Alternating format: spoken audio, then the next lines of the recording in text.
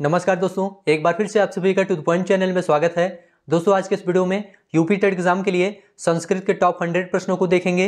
आप लोग इस वीडियो को पूरा ध्यान से देखिए, यह आपके यूपी टेट एग्जाम के लिए काफ़ी ज़्यादा इंपॉर्टेंट है। यदि आप पूरा वीडियो ध्यान से देख लेते हैं तो निश्चित रूप से आप यूपी टेट एग्जाम में संस्कृत में अच्छा स्कोर करेंगे। तो चलिए शुरू करते हैं। पहला प्रश्न है आपके सामने, अभितः के योग में विभक्ति प्रयुक्त होती है षष्ठी, पंचमी, तृतीया या द्वितीया। तो यहाँ पर आपका सही जवाब क्या है? देखिए दोस्तों, अभितः के योग में, समया के योग में, निकषा के योग में, हा के योग में, प्रति के योग में, इन सभी के योग में दोस्तों द्वितीय विभक्ति होती है। इसको ध्यान रखिएगा। यहाँ पर आपका डी ऑप्शन बिल्कुल सही है। अभितः का मतलब क्या होता है? अभितः का मतलब होता है चारों तरफ। चलिए अगला प्रश्न देखेंगे। सभी प्रश्न आप लोग ध्यान से देखते चलिए। काव्य प्रकाश पुस्तक के रचयिता हैं कौन है? आचार्य कुंतक, आचार्य मम्मट, आनंद वर्धनाचार्य, श्रीहर्ष। यहां पर आपका सही जवाब क्या है? देखिए दोस्तों, काव्य प्रकाश के रचयिता हैं आचार्य मम्मट, इनको याद रखिएगा, ठीक है। आचार्य कुंतक की बात करें दोस्तों तो इन्होंने वक्रोक्त काव्य जीवितम की रचना की है, और आचार्य आनंद वर्धन ने दोस्तों क्या रचना की है? इन्होंने दोस्तों ध्वन्यालोक की रचना की है। और श्रीहर्ष की बात करते हैं तो इन्होंने दोस्तों नैषधि चरितम लिखा है।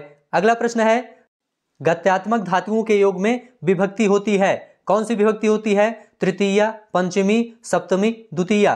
तो ध्यान रखिएगा दोस्तों, गत्यात्मक धातुओं के योग में द्वितीय विभक्ति होती है, ठीक है। यहां पर आपका डी ऑप्शन सही है। निम्नलिखित में से कौन सा शब्द अशुद्ध है आपको बताना है?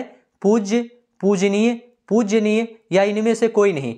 यहां पर आपका सही जवाब क्या है? देखिए दोस्तों, पूज्य भी आपका यहां पर शुद्ध है, पूजनीय भी यहां पर आपका शुद्ध है, ठीक है। लेकिन ये पूज्यनीय जो लिखा है यह आपका अशुद्ध है। यहां पर आपका ए और बी दोनों सही है, ठीक है। चलिए अगला प्रश्न है, छात्रः उपविशति, इसमें कौन सा वाच्य है? कर्तृवाच्य, कर्मवाच्य, भाववाच्य या इनमें से कोई नहीं। देखिए दोस्तों, वाच्य तीन प्रकार के होते हैं, कर्तृवाच्य, कर्मवाच्य और भाववाच्य। यहां पर दोस्तों आपका कर्तृवाच्य है। कर्तृवाच्य में दोस्तों कर्ता की प्रधानता होती है, इसको ध्यान रखिएगा। यहां पर आपका ए ऑप्शन सही है। अगला प्रश्न है, क्रियातार्जुनीयम में सर्ग हैं, क्रियातार्जुनीयम में कितने सर्ग हैं आपको यह बताना है। ऑप्शन आपके सामने है 19, 18, 17, 16। यहां पर आपका सही जवाब क्या है? देखिए दोस्तों, क्रियातार्जुनीयम जो है ये किसके द्वारा लिखा गया है? ये महाकवि भारत द्वारा लिखा गया है, इसको ध्यान रखिएगा। और इसमें दोस्तों कुल 18 सर्ग हैं, इसको ध्यान रखिएगा। क्रियातार्जुनीयम में कुल कितने सर्ग हैं? 18 सर्ग हैं। यहां पर आपका बी ऑप्शन सही है। अगला प्रश्न है, नाट्याख्यम पंचमम वेदम, यह कथन किसका है? ऑप्शन है भरत मुनि का, अश्वघोष का, श्रीहर्ष का, शूद्रक का। ध्यान रखिएगा दोस्तों, नाट्याख्यम पंचमम वेदम यह कथन भरत मुनि का है। इन्होंने दोस्तों नाट्य को ऋग्वेद, यजुर्वेद, सामवेद और अथर्ववेद के बाद पंचम वेद की संज्ञा दी है। अगला प्रश्न है, रुच्यार्थानाम प्रियमाणा सूत्र में विभक्ति प्रयुक्त होती है प्रथमा, द्वितीया, तृतीया, चतुर्थी। यहां पर आपका सही जवाब क्या है? देखिए दोस्तों, रुच्यार्थानाम प्रियमाणा अर्थात रुचि और उसके समानार्थक धातुओं के प्रयोग में प्रसन्न होने वाले संप्रदान संज्ञा होती है, और विभक्ति इसमें चतुर्थी होती है। यहां पर आपका डी ऑप्शन सही है। नित्य नपुंसक लिंग एक वचनांतः समास होता है, कौन सा समास होता है? बहुब्रीहि समास, द्विगु समास, द्वंद्व समास, अव्ययी भाव समास। तो यहां पर आपका सही जवाब क्या है? आपका सही जवाब है दोस्तों डी ऑप्शन, अव्ययी भाव समास होता है। अगला प्रश्न है, अविद्या मृत्युम तीर्थवा विद्या अमृतम अश्नुते, इस उक्ति का मूल स्रोत क्या है आपको बताना है। कठोपनिषद है, ईशावास्योपनिषद है, तैत्तिरीयोपनिषद है या श्रीमद् भगवत गीता है। यहां पर आपका सही जवाब क्या है? देखिए दोस्तों, इस उक्ति का मूल स्रोत ईशावास्योपनिषद है। बी ऑप्शन आपका यहां पर सही है। अगला प्रश्न है, रामः गच्छति का कर्मवाच्य होगा रामः गम्यते, रामेण गच्छति, रामः गम्यत या रामेण गम्यते। यहां पर आपका सही जवाब क्या है? रामः गच्छति क्या है दोस्तों? यह कर्तृवाच्य है, ठीक है। और इसका कर्मवाच्य क्या होता है? रामेण गम्यते होता है। यहां पर आपका डी ऑप्शन सही है। अगला प्रश्न है, हितम मनोहारि च दुर्लभम वचः, सूक्ति किस ग्रंथ की है आपको बताना है। रघुवंशम, मेघदूतम, किरातार्जुनीयम, नीति शतकम। यहां पर आपका सही जवाब क्या है? देखिए दोस्तों, यह सूक्ति किरातार्जुनीयम ग्रंथ से लिया गया है। यहां पर आपका सी ऑप्शन सही है। चलिए अगला प्रश्न है, अव्यय शब्द है, अव्यय शब्द कौन सा है? सर्वदा, नदी, अहम, सह। देखिए दोस्तों, जो शब्द सभी लिंग, वचन और विभक्ति में एक समान प्रयुक्त होते हैं वह अव्यय कहलाते हैं। यहाँ पर आपका सर्वदा एक अव्यय शब्द है, ठीक है। और नदी, अहम, सह इन सब का रूप चलता है, इसलिए यह जो है अव्यय शब्द नहीं है। चलिए अगला प्रश्न है, अर्थ गौरव के लिए प्रसिद्ध है, कौन प्रसिद्ध है? भारवी, कालिदास, बाणभट्ट, दंडी। यहां पर आपका सही जवाब क्या है? देखिए दोस्तों, अर्थ गौरव के लिए भारवी प्रसिद्ध है, इसको ध्यान रखिएगा। कालिदास की बात करते हैं तो ये उपमा के लिए प्रसिद्ध हैं, और दंडी की बात करते हैं दोस्तों तो ये पद लालित्य के लिए प्रसिद्ध हैं। चलिए अगला प्रश्न है, सभी प्रश्न आप लोग ध्यान से देखते चलिए। उपमेय और उपमान में अभेद्य प्रदर्शित किया जाता है, उपमा अलंकार में, रूपक अलंकार में, उत्प्रेक्षा अलंकार में या अनुप्रास अलंकार में? यहां पर आपका सही जवाब क्या है? यहां पर आपका सही जवाब है दोस्तों रूपक अलंकार में, बी ऑप्शन आपका यहां पर सही है। उपमेय और उपमान में अभेद्य किस अलंकार में किया जाता है? रूपक अलंकार में किया जाता है। चलिए अगला प्रश्न है, महान व्याकरणाचार्य पाणिनि ने संस्कृत की वर्णमाला को बांटा है, कितने खंडों में बांटा है? 10 खंडों में, 12 खंडों में, 14 खंडों में, 16 खंडों में? यहां पर आपका सही जवाब क्या है? आपका सही जवाब है दोस्तों 14 खंडों में बांटा है। यहां पर आपका सी ऑप्शन सही है। वाक्यम रसात्मकम काव्यम यह कथन किसका है? आचार्य मम्मट का, आनंदवर्धनाचार्य का, आचार्य विश्वनाथ का, कवि कालिदास का? यहां पर आपका सही जवाब क्या है? देखिए दोस्तों, आचार्य विश्वनाथ ने अपने ग्रंथ साहित्य दर्पण में काव्य का लक्षण देते हुए कहा है कि वाक्यम रसात्मकम काव्यम, अर्थात रसात्मक वाक्य ही काव्य है। तो यहां पर आपका क्या सही है? आचार्य विश्वनाथ का बिल्कुल सही है, यह कथन आचार्य विश्वनाथ का है। अगला प्रश्न है, पंडित जगन्नाथ ने काव्य की परिभाषा दी है, क्या परिभाषा दी है? वाक्यम रसात्मकम काव्यम या रमणीयार्थ प्रतिपादक शब्द काव्यम? तो यहां पर आपका सही जवाब क्या है? यहां पर आपका बी ऑप्शन सही है दोस्तों, रमणीयार्थ प्रतिपादक शब्द काव्यम, यह जो है काव्य की परिभाषा दी है पंडित जगन्नाथ ने। अगला प्रश्न देखेंगे, दूत वाक्यम कृति है, किसकी कृति है? भास, भवभूति, भारव, कालिदास? यहां पर आपका सही जवाब क्या है? दूत वाक्यम दोस्तों भास द्वारा रचित एक नाटक है, इसको ध्यान रखिएगा। भास ने कुल 13 नाटक रचे हैं, इसको ध्यान रखिएगा। यहां पर आपका ये ऑप्शन सही है। उमेशा शब्द में किस सूत्र के अनुसार संधि की गई है? इको एड़च, आदगुड़ा, खरिचा, तोड़ली? यहां पर ध्यान दीजिए दोस्तों, उमेशा का संधि विच्छेद क्या होता है? उमा धन ईसा होता है, उमा धन ईसा बराबर उमेशा। यहां पर आदगुड़ा संधि है दोस्तों, ध्यान रखिएगा।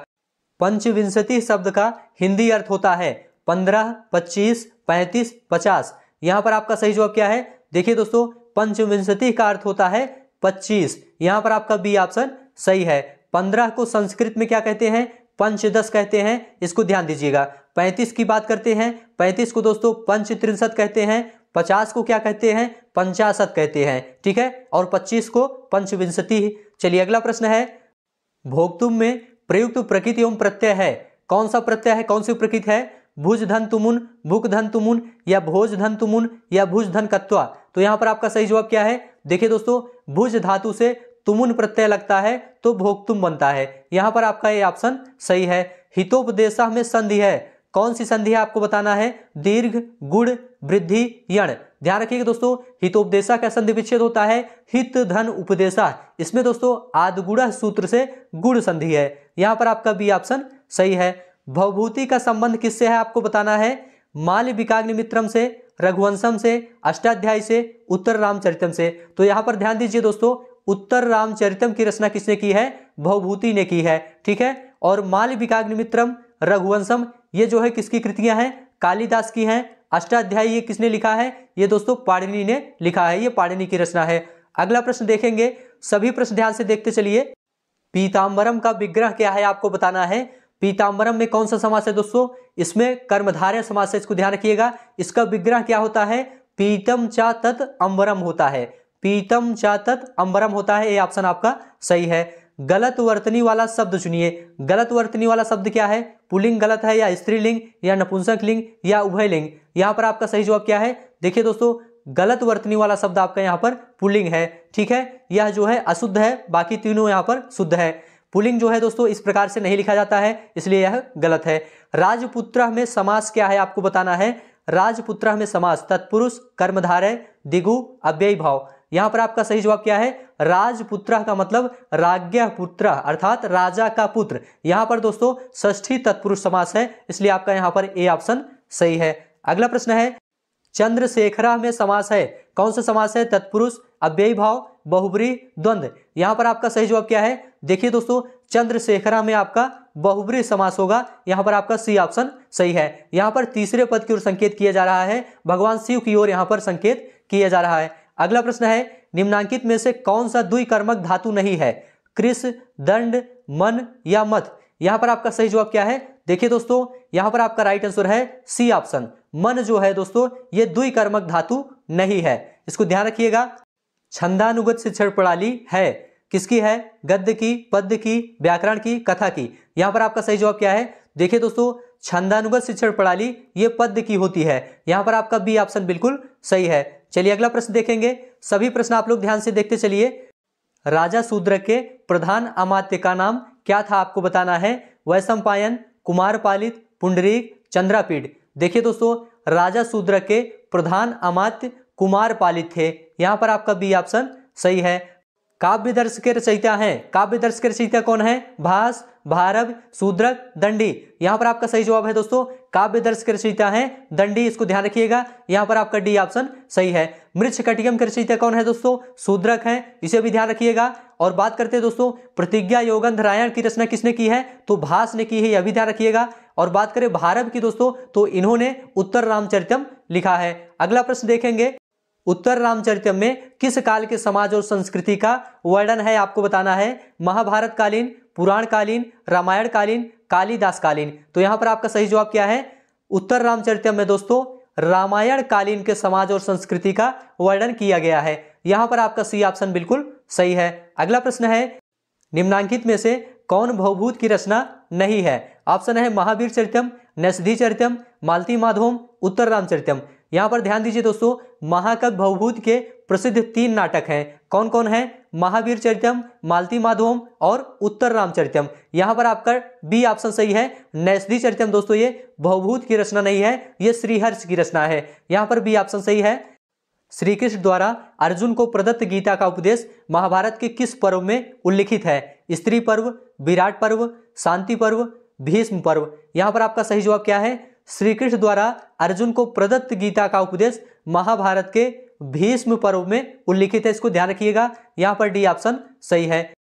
अभिमार्कम नाटक के प्रणेता हैं, अभिमार्कम नाटक के प्रणेता कौन है? कालिदास, श्रीहर्ष, भास, शूद्रक? यहां पर आपका सही जवाब है दोस्तों, अभिमार्कम नाटक के प्रणेता भास हैं, यहां पर सी ऑप्शन आपका सही है। 10 कुमारों के चरित्र का वर्णन किसने किया है? भूषण भट्ट ने, दंडी ने, सुबंधु ने, बाण भट्ट ने? यहां पर आपका सही जवाब क्या है? देखिए दोस्तों, 10 कुमारों के चरित्र का वर्णन दंडी ने किया है, इसलिए आपका यहां पर बी ऑप्शन सही है। अगला प्रश्न है, माहेश्वर सूत्रों में निम्न में से कौन सा वर्ड सूत्रांत में 2 बार प्रयोग हुआ है? ल, च, श, ड़? यहां पर आपका सही जवाब क्या है? देखिए दोस्तों, माहेश्वर सूत्रों में ड़ वर्ड जो है ये 2 बार प्रयोग किया गया है, यहां पर आपका डी ऑप्शन बिल्कुल सही है। अगला प्रश्न है, मंगलाचरण के प्रकारों में कौन सा एक नहीं है? वस्तु निर्देशात्मक, आशीर्वादात्मक, नमस्कारात्मक, उपासनात्मक? यहां पर आपका सही जवाब क्या है? यहां पर आपका सही जवाब है दोस्तों उपासनात्मक, ये जो है मंगलाचरण के प्रकारों में से नहीं है, यहां पर आपका डी ऑप्शन सही है। सर प्रत्याहार के अंतर्गत आने वाला वर्ड नहीं है, कौन सा वर्ड नहीं है? तो ध्यान दीजिए दोस्तों, रा वर्ड जो है ये सर प्रत्याहार के अंतर्गत नहीं आता है, बाकी तीनों विकल्प जो लिखा है ये सभी सर प्रत्याहार के अंतर्गत आते हैं। अगला प्रश्न है, शुद्ध वाक्य का चयन कीजिए, शुद्ध वाक्य कौन सा है? युवाम आगच्छत, भावन तत्र गच्छन्ति, वयम दृश्यामः, आसनम अधितिष्ठत? यहां पर शुद्ध वाक्य है दोस्तों आसनम अधितिष्ठत, बाकी तीनों विकल्प यहां पर गलत हैं। अगला प्रश्न है, षड्वती पद संख्या बोधक है? 60 का, 69 का, 96 का, 76 का? यहां पर आपका सही जवाब क्या है? देखिए दोस्तों, षड्वती जो है इसका अर्थ 96 होता है हिंदी में, ठीक है, यहां पर आपका सी ऑप्शन सही है। 60 को दोस्तों संस्कृत में क्या कहते हैं? षष्ठी कहते हैं, इसको याद रखिएगा। 69 को दोस्तों संस्कृत में क्या कहते हैं? एकोन सप्तति कहते हैं या नव षष्ठी कहते हैं, ठीक है। 76 को संस्कृत में क्या कहते हैं? षट सप्तति कहते हैं। चलिए अगला प्रश्न है, चिरात शब्द दोतक है, किसका दोतक है आपको बताना है? दूरी का या समय का, ऊंचाई का, चिरंजीवी का? यहां पर आपका सही जवाब क्या है? देखिए दोस्तों, चिरात शब्द जो है ये समय का दोतक है, यहां पर आपका बी ऑप्शन बिल्कुल सही है। जटाभियति इस वाक्य में प्रयुक्त तृतीय विभक्ति का विधायक सूत्र क्या है? कर्तिकरण योस् तृतीया इत्थम भूत लक्षणे हे तौ सहयुक्ते अप्रधाने। यहां पर आपका सही जवाब क्या है? आपका सही जवाब है दोस्तों बी ऑप्शन इत्थम भूत लक्षणे। अगला प्रश्न है अस्वस्थ में समास क्या है? ऑप्शन है तत्पुरुष, बहुब्रीहि, द्विगु या अव्ययी भाव। यहां पर आपका सही जवाब क्या है? देखिए दोस्तों अस्वस्थ में आपका तत्पुरुष समास है। यहां पर आपका ए ऑप्शन बिल्कुल सही है। उपसर्गों की संख्या मानी गई है, कितनी है? 20, 21, 24, 22। यहां पर आपका सही जवाब क्या है? मुख्य रूप से दोस्तों कुल 22 उपसर्ग माने गए हैं। यहां पर आपका डी ऑप्शन सही है। अगला प्रश्न देखेंगे, सभी प्रश्न आप लोग ध्यान से देखते चलिए। वयम सह निवसामः, यहाँ रिक्त स्थान हेतु उपयुक्त शब्द क्या है आपको बताना है। आनंदात, आनंदम, आनंदेन, आनंदस्य। यहाँ पर आपका सही जवाब क्या है? सी ऑप्शन आपका यहाँ पर सही है दोस्तों, वयम आनंदेन सह निवसामः। ठीक है, यहाँ पर आपका सी ऑप्शन सही है। पंचगंगम पद में समास क्या है आपको बताना है। अव्ययी भाव समास, द्विगु समास, द्वंद्व समास, कर्मधारय समास। यहाँ पर आपका सही जवाब क्या है? पंचगंगम में दोस्तों आपका अव्ययी भाव समास है। यहां पर आपका ए ऑप्शन बिल्कुल सही है। अगला प्रश्न है महाकवि शब्द में प्रयुक्त समास है कर्मधारय, बहुब्रीहि, तत्पुरुष, अव्ययी भाव समास। यहां पर आपका सही जवाब क्या है? देखिए दोस्तों महाकवि शब्द में आपका कर्मधारय समास है। ए ऑप्शन आपका यहां पर सही है। चलिए अगला प्रश्न है रामेण बाणेन हतो बाली में करण है। राम है बाण, राम और बाण, बाली। यहां पर करण क्या है आपको यह बताना है। तो रामेण बाणेन हतो बाली वाक्य में दोस्तों बाण जो है करण है। क्या है? बाण जो है करण है, इसलिए आपका यहां पर बी ऑप्शन सही है। राम जो है कर्ता है, बाली जो है कर्म है, हत जो है ये क्रियापद है। ठीक है, चलिए अगला प्रश्न है भीर्त्रार्थानाम भय हेतु सूत्र का उदाहरण वाक्य क्या है आपको बताना है। रक्ष माम पापात, वृक्षात पत्राणि पतंति, असौ उपध्यात अधीते, रामः पापात जुगुप्सते। यहां पर आपका सही जवाब क्या है? यहां पर आपका सही जवाब है दोस्तों रक्ष माम पापात। भीर्त्रार्थानाम भय हेतु सूत्र का उदाहरण क्या है? रक्ष माम पापात। ए ऑप्शन आपका सही है। करुण रस का अस्थाई भाव क्या है आपको बताना है। उत्साह, रति, करुणा, शोक। यहां पर आपका सही जवाब क्या है? देखिए दोस्तों करुण रस का अस्थाई भाव शोक होता है। यहां पर आपका डी ऑप्शन सही है। वीर रस का अस्थाई भाव क्या होता है? उत्साह होता है, इसको ध्यान रखिएगा। और श्रृंगार रस का क्या होता है? रति होता है। अगला प्रश्न है केवल वैदिक संस्कृत में प्रयुक्त होने वाला लकार कौन सा है। तो देखिए दोस्तों वैदिक संस्कृत में केवल लेट लकार का प्रयोग किया जाता है। शेष सभी लकार का दोस्तों लौकिक संस्कृत में प्रयोग किया जाता है। तो यहां पर आपका ए ऑप्शन सही है। अगला प्रश्न है धा धातु से कत्व प्रत्यय का योग होकर शब्द बनता है। धात्वा, धायित्वा, धोत्वा या हित्वा। यहां पर आपका सही जवाब क्या है? यहां पर आपका सही जवाब है दोस्तों हित्वा। डी ऑप्शन आपका यहां पर सही है। धा धातु से कत्व प्रत्यय का योग करने पर दोस्तों क्या बनता है? हित्वा बनता है। तो यहां पर आपका डी ऑप्शन सही है। सेव धातु में सानच प्रत्यय लगाने पर रूप बनता है सेवामानः, सेवमानः, सेवसानः, सेवानः। यहां पर आपका सही जवाब क्या है? देखिए दोस्तों सेव धातु में सानच प्रत्यय लगाने पर सेवमानः शब्द बनता है। ठीक है, तो यहां पर आपका बी ऑप्शन सही है, सेवमानः। अगला प्रश्न है उच्च प्राथमिक स्तर पर गद्य शिक्षण का उद्देश्य नहीं है। क्या नहीं है? छात्रों के शब्द भंडार में वृद्धि करना, छात्रों के सूक्ति भंडार में वृद्धि करना, छात्रों को स्पष्ट एवं शुद्ध उच्चारण में प्रशिक्षित करना, छात्रों में अभिनय कला का विकास करना। यहां पर आपका सही जवाब क्या है? आपका सही जवाब है दोस्तों डी ऑप्शन, छात्रों में अभिनय कला का विकास करना। उच्च प्राथमिक स्तर पर गद्य शिक्षण का यह उद्देश्य नहीं है दोस्तों, छात्रों में अभिनय कला का विकास करना। बाकी तीनों ऑप्शन यहां पर आपका सही है। अगला प्रश्न है पहले नियम बताकर उदाहरण दिया जाता है तो यह कौन सी विधि है। आगमन शिक्षण विधि, निगमन शिक्षण विधि, व्याख्यान विधि, प्रश्नोत्तर विधि। तो यहां पर सही जवाब क्या है? पहले नियम बताकर उदाहरण दिया जाता है तो यह निगमन शिक्षण विधि है दोस्तों। यहां पर आपका बी ऑप्शन सही है। चलिए अगला प्रश्न है छात्रों का उच्चारण अभ्यास कराने के लिए शिक्षक को सहायक सामग्री प्रयोग करनी चाहिए। तो उच्चारण अभ्यास के लिए कौन सी सहायक सामग्री प्रयोग करनी चाहिए? श्यामपट्ट का, टेप रिकॉर्डर का, फ्लैश कार्ड का, रेडियो का। यहां पर आपका सही जवाब क्या है? यहां पर आपका सही जवाब है दोस्तों टेप रिकॉर्डर का। छात्रों का उच्चारण अभ्यास कराने के लिए दोस्तों शिक्षक को सहायक सामग्री के रूप में टेप रिकॉर्डर का प्रयोग करना चाहिए। संस्कृत में कथा या कहानी शिक्षण का उद्देश्य नहीं है। क्या नहीं है? छात्रों की कल्पना शक्ति का विकास करना, छात्रों को संस्कृत ध्वनि विज्ञान से परिचित कराना, छात्रों की तर्क शक्ति को विकसित करना, छात्रों का उत्तम चरित्र निर्माण करना। यहां पर आपका सही जवाब क्या है? आपका सही जवाब है दोस्तों छात्रों को संस्कृत ध्वनि विज्ञान से परिचित कराना। यह जो है कथा शिक्षण का उद्देश्य या कहानी शिक्षण का उद्देश्य नहीं होता है। यहां पर आपका बी ऑप्शन बिल्कुल सही है।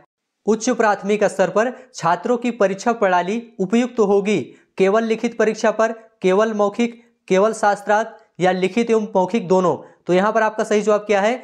उच्च प्राथमिक स्तर पर छात्रों की परीक्षा प्रणाली लिखित एवं मौखिक दोनों होनी चाहिए। यहां पर आपका डी ऑप्शन सही है। अगला प्रश्न देखेंगे। सभी प्रश्न दोस्तों आप लोग ध्यान से देखते चलिए। वीडियो अच्छा लग रहा है तो चैनल को सब्सक्राइब करिए और कमेंट में दोस्तों जरूर लिख के बताइए क्या यह वीडियो आपके लिए इंपॉर्टेंट है या नहीं है। बालकै हसते वाक्य में वाच्य परिवर्तन होगा बालका हसंती, बालका हसती, बालिका हसती, इनमें से कोई नहीं।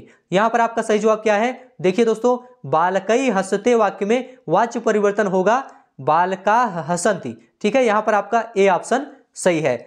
शिक्षण प्रक्रिया किस सीमा तक सफल है इसका पता लगाया जाता है। कैसे लगाया जाता है? मूल्यांकन से, समाज से, प्रधानाचार्य से, इनमें से किसी से भी नहीं। तो यहां पर आपका सही जवाब क्या है? मूल्यांकन से पता लगाया जाता है दोस्तों। यहां पर आपका ये ऑप्शन सही है। अच्छे पठन के गुण बताए गए हैं मनुस्मृति में, याज्ञवल्क्य शिक्षा में, अर्थशास्त्र में, निरुक्त में। यहां पर आपका सही जवाब क्या है? देखिए दोस्तों अच्छे पठन के गुण याज्ञवल्क्य शिक्षा में बताए गए हैं। यहां पर आपका बी ऑप्शन बिल्कुल सही है। अगला प्रश्न है हितोपदेश का संबंध किस विधि से है? ऑप्शन है सूत्र विधि, कहानी कथन विधि, भाषण विधि, उपयुक्त सभी। देखिए दोस्तों हितोपदेश जो है ये नारायण पंडित की रचना है। इसमें दोस्तों कहानी कथन विधि का निरूपण किया गया है, इसलिए आपका यहाँ पर बी ऑप्शन सही है। अगला प्रश्न है संस्कृत शिक्षण में कठिन उच्चारण वाली ध्वनियों के लिए सर्वाधिक महत्वपूर्ण क्या है? सक्रियता का सिद्धांत, क्रमबद्धता का सिद्धांत, अभ्यास का सिद्धांत या इनमें से कोई नहीं। तो यहां पर आपका सही जवाब क्या है? देखिए दोस्तों संस्कृत शिक्षण में कठिन उच्चारण वाली ध्वनियों के लिए सबसे महत्वपूर्ण क्या है? अभ्यास का सिद्धांत है। यहां पर आपका सी ऑप्शन बिल्कुल सही है। हरिश धन सेते में संधि किस सूत्रानुसार होगी? ऑप्शन है अस्तो अश्चुना अश्चु से, अष्टुना अष्टु से, झलाम जस झसी, झलाम जसवंते। यहां पर आपका सही जवाब क्या है? हरिश धन सेते में दोस्तों अस्तोह अश्चुना अश्चु सूत्र से संधि होगी। यहां पर ये ऑप्शन सही है। पूर्व पदार्थ प्रधान होता है किस समास में होता है? तत्पुरुष समास, बहुब्रीहि समास में, द्वंद्व समास में या अव्ययी भाव समास में? ध्यान रखिएगा दोस्तों अव्ययी भाव समास में पूर्व पदार्थ प्रधान होता है। यहां पर डी ऑप्शन आपका सही है। जिस समास में पहला पद संख्यावाची हो वह समास कौन सा है? द्विगु समास, द्वंद्व समास, कर्मधारय समास, तत्पुरुष समास। आप लोग बताइए यहां पर सही जवाब क्या है? देखिए दोस्तों जिस समास में पहला पद संख्यावाची हो वह द्विगु समास होता है। यहां पर आपका ये ऑप्शन सही है। पुटपाक प्रतीकासो रामस्य करुणो रसः किस कवि से संबंध है आपको बताना है? कालिदास, भास, भवभूति, अश्वघोष। यहां पर आपका सही जवाब क्या है? यहां पर आपका सही जवाब है दोस्तों भवभूति से यह संबंधित है। यहां पर सी ऑप्शन आपका सही है। क्व सूर्य प्रभो वंशा क्व चाल्प विषयामति पंक्ति किस ग्रंथ से उद्धृत है आपको बताना है? रघुवंशम, अभिज्ञान शाकुंतलम, उत्तर रामचरितम, मेघदूतम। यहां पर आपका सही जवाब क्या है? यहां पर आपका सही जवाब है दोस्तों यह रघुवंशम से उद्धृत है। चलिए अगला प्रश्न है कौन्तेय पद में कौन सा प्रत्यय विद्यमान है? ईय प्रत्यय, अय, ढक, ड्यत। यहां पर आपका कौन सा विकल्प सही है आप लोग बताइए। देखिए दोस्तों कौन्तेय पद में ढक प्रत्यय है। यहां पे आपका सी ऑप्शन सही है। कर्तृ शब्द में कौन सा प्रत्यय आपको बताना है? तव्य, त्रिच, तव्यत, अनियर। यहां पर आपका सही जवाब है कर्तृ शब्द में दोस्तों त्रिच प्रत्यय है। यहां पर आपका बी ऑप्शन सही है। उपगंगम में कौन सा समास है आपको बताना है? तत्पुरुष, अव्ययी भाव, कर्मधारय, द्विगु। यहां पर आपका सही जवाब क्या है? देखिए दोस्तों उपगंगम में अव्ययी भाव समास है, इसलिए आपका यहां पर बी ऑप्शन सही है। जिसमें पूर्व पद की प्रधानता होती है और सामासिक पद अव्यय होता है वहां पर अव्ययी भाव समास होता है। क्रियातार्जुनीयम में अर्जुन भगवान शंकर से किस अस्त्र की प्राप्ति करते हैं? पाशुपत, चक्र, गदा, इनमें से कोई नहीं। तो यहां पर आपका सही जवाब क्या है? किरातार्जुनीयम में दोस्तों अर्जुन भगवान शंकर से पाशुपत अस्त्र की प्राप्ति करते हैं, इसलिए आपका ए ऑप्शन सही है। उत्तर रामचरितम कृति है किसकी कृति है? दंडी की, भवभूति की, भास की, श्रीहर्ष की। यहां पर आपका सही जवाब क्या है? उत्तर रामचरितम दोस्तों ये भवभूति की रचना है, इसलिए आपका यहाँ पर बी ऑप्शन सही है। चलिए अगला प्रश्न है, सभी प्रश्न ध्यान से देखते चलिए। अंतःस्थ वर्ण है, अंतःस्थ वर्ण कौन कौन होते हैं दोस्तों? या व रा ला, ये दोस्तों अंतःस्थ वर्ण है, इसलिए आपका यहाँ पर बी ऑप्शन सही है। या व रा ला आपके अंतःस्थ वर्ण होते हैं। ठीक है, अगला प्रश्न है, ऊष्म व्यंजन कौन से होते हैं? ऊष्म व्यंजन या व रा ला या चा छा जा झा इया, तो यहाँ पर आपका सही जवाब क्या है? देखिए दोस्तों, ऊष्म व्यंजन कौन से होते हैं? श ख साहा, यहाँ पर आपका डी ऑप्शन सही है। स ख साहा ये आपके ऊष्म व्यंजन होते हैं। दैत्यार्य में कौन सी संधि है आपको बताना है? स्वर संधि है या व्यंजन संधि, विसर्ग संधि, पूर्व रूप संधि? यहाँ पर आपका सही जवाब क्या है? दैत्यार्य में दोस्तों स्वर संधि है, इसको ध्यान रखिएगा। यहाँ पर आपका ए ऑप्शन सही है। इसका संधि विच्छेद क्या होता है? दैत्य धन अरिह बराबर होता है दैत्यारी। अगला प्रश्न है, नायकः का संधि विच्छेद क्या है? नी धन अकः होता है, नौ धन अकः, नय धन अकः या ने धन अकः? यहाँ पर आपका सही जवाब क्या है? नायकः का संधि विच्छेद होता है दोस्तों नय धन अकः। यहाँ पर आपका सी ऑप्शन सही है, नय धन अकः।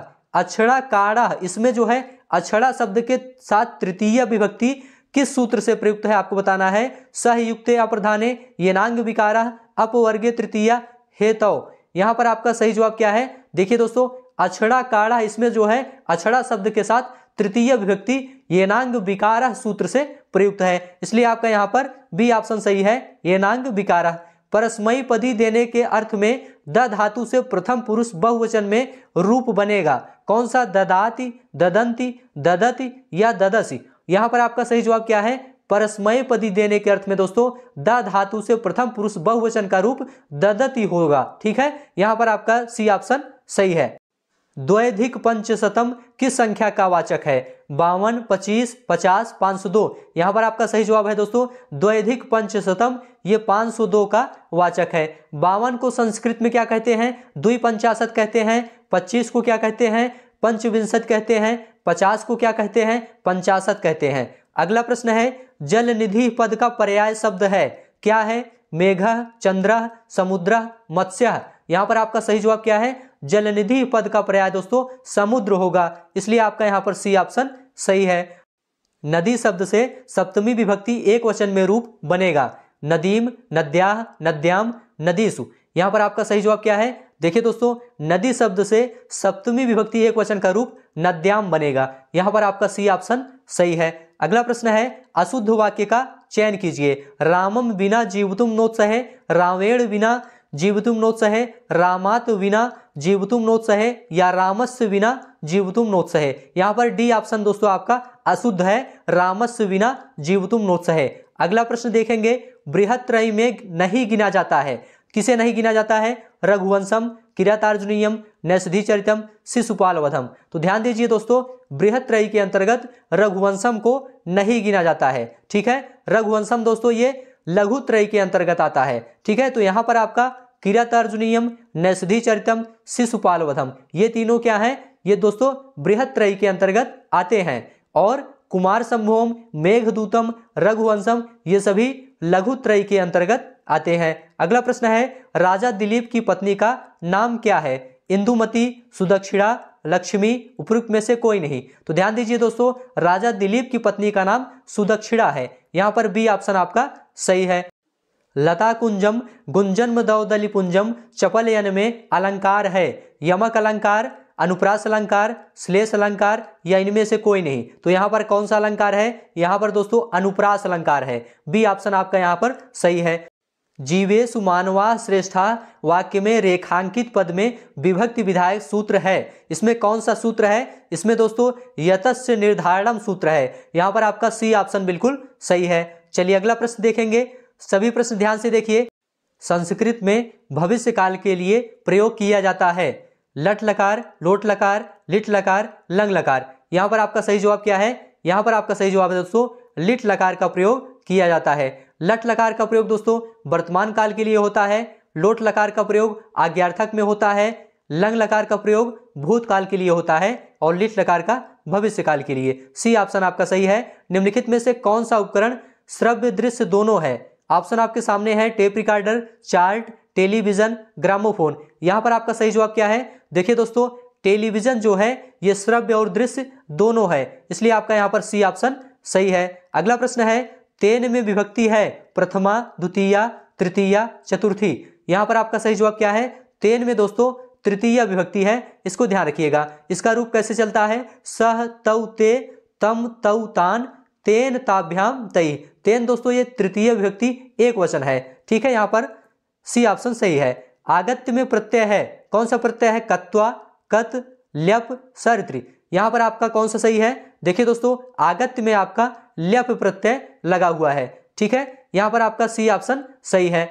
चलिए अगला प्रश्न है, बिभ्यति शब्द में मूल धातु एवं लकार है, कौन सी मूल धातु है? कौन सा लकार है आपको बताना है। भी धातु लट लकार, भी धातु लिट लकार, बिभ धातु लट लकार, बिभ धातु लट लकार। यहाँ पर आपका सही जवाब क्या है? देखिए दोस्तों, यहाँ पर बिभ्यत शब्द में मूल धातु भी धातु है और यह लकार इसमें लट लकार है। यहाँ पर आपका ए ऑप्शन बिल्कुल सही है। भारतीय भाषाओं की जननी है हिंदी, संस्कृत, द्रविड़, पंजाबी।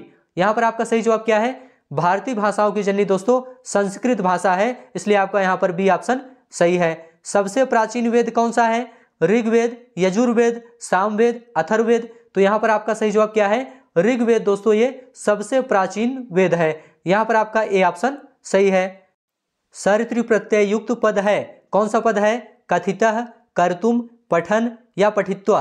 यहाँ पर आपका सही जवाब क्या है? यहाँ पर आपका सही जवाब है दोस्तों पठन। सी ऑप्शन आपका यहाँ पर सही है। समुद्र शब्द का पर्यायवाची शब्द होता है निश्चरः, दिनकरः, रत्नाकरः, सुधाकरः। यहाँ पर आपका सही जवाब क्या है? समुद्र का पर्यायवाची शब्द दोस्तों रत्नाकरः है। यहाँ पर आपका सी ऑप्शन सही है। और निश्चरः दोस्तों ये राक्षस के लिए प्रयोग किया जाता है, इसको ध्यान रखिएगा। और दिनकर किसके लिए प्रयोग किया जाता है? दिनकर दोस्तों सूर्य के लिए। और सुधाकर किसके लिए? सुधाकर दोस्तों चंद्रमा के लिए प्रयुक्त होता है। यहाँ पर आपका सी ऑप्शन बिल्कुल सही है। भूत बलि पद में कौन सा समास है? अव्ययी भाव समास, तत्पुरुष समास, बहुब्रीहि समास, द्वंद्व समास। भूत बलि पद में दोस्तों आपका तत्पुरुष समास है, इसको ध्यान रखिएगा। उत्तर पद प्रधान तत्पुरुषा। यहाँ पर आपका बी ऑप्शन सही है। इस प्रकार से दोस्तों आज का वीडियो यहाँ पर समाप्त होता है। ये सभी प्रश्न आपके यूपी टेट एग्जाम के लिए इंपॉर्टेंट हैं। इस प्रकार के प्रश्न आपको यूपी टेट एग्जाम में जरूर देखने को मिलेगा। यह वीडियो दोस्तों आपको कैसा लगा आप लोग कमेंट में लिखकर जरूर बताइए। अच्छा लगा है तो हमारे चैनल को सब्सक्राइब करिए। अभी के लिए बस इतना ही। अब हम आपको नेक्स्ट वीडियो मिलेंगे, तब तक के लिए आप सभी का बहुत बहुत धन्यवाद।